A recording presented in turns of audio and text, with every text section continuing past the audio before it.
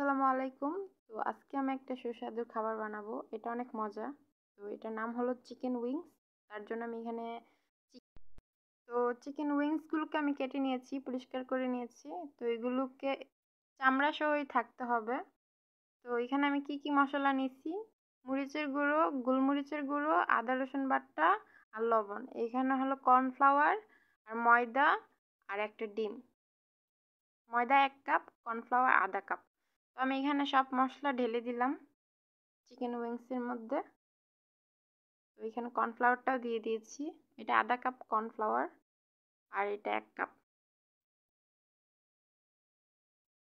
তো একটা ডিম দিয়ে দিব। ডিমটা দিয়ে ভালোভাবে মিক্স করে নেব। এটা একটু শুকনো শুকনো হয়েছে, তার কারণে এখানে আমি অল্প একটু পানি ব্যবহার করব। বেশি না, অল্প একটু পানি ব্যবহার করব যেন একটু লিকুইড হয়। তার কারণে আপনারা চাইলে এখানে 2টা ডিম দিতে পারেন। তো এখানে 2টা ডিম দিলে অনেক ফেনা ফেনা হয়ে যাবে, মানে তেলের মধ্যে। তার কারণে আমি একটা ডিম দিছি। তো এটা আমি আধা ঘন্টা বা 1 ঘন্টার জন্য রেখে দেব। আমি এগুলোকে ঢেকে রেখে দেব।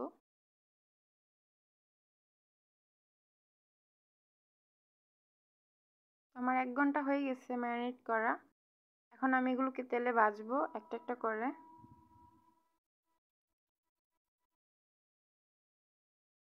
বেশি মচমচ করব না, 2 পিঠ হয়ে গেলে, ব্রাউন কালার হয়ে গেলেই আমি এগুলো উঠিয়ে ফেলবো।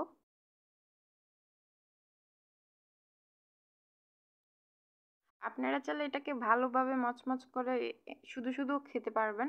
তো এটাকে আমি সস দেব। দেখেন আমার ব্রাউন কালার হয়ে গেছে, 2 পিঠ ভালো করেই হয়েছে, ভিতরে ওইটা বয়েল হয়ে গেছে। তো এখন আমি সসটা তৈরি করার জন্য এখানে সয়া সস নিয়ে নিলাম।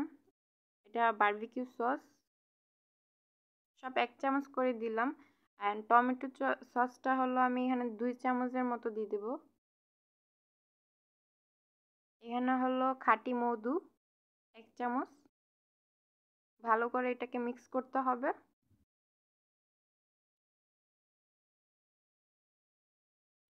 তো এখানে আমি এটার উপরে এখন গোলমরিচের গুঁড়ো দিয়ে দিলাম অল্প একটু।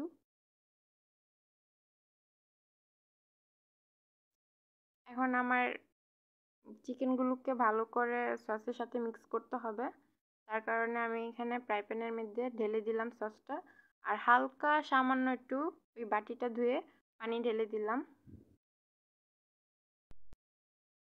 তো আমার সসটা ভালো করে বলক উঠে গেছে। এখন আমি চিকেনগুলো দিয়ে ভালো করে মিক্স করে নিচ্ছি। সসের সাথে ভালো করে আর বেশি জাল দিতে হবে না। সসটা একটা বলক আসলেই আমার চিকেনগুলো ঢেলে দিতে হবে। তো চিকেনগুলো ঢেলে দিয়েছি, ভালো করে মিক্স করে নেওয়া হয়ে গেছে। ডান, আমার চিকেন উইংস করা হয়ে গেছে। দেখেন কি সুন্দর হয়েছে, গ্রেভি গ্রেভি রাখতে হবে একটু একটু। দেখেন আমি এখন সার্ভ করেছি, অনেক সুন্দর। এটার উপরে চাইলে তিল ব্যবহার করা যায়।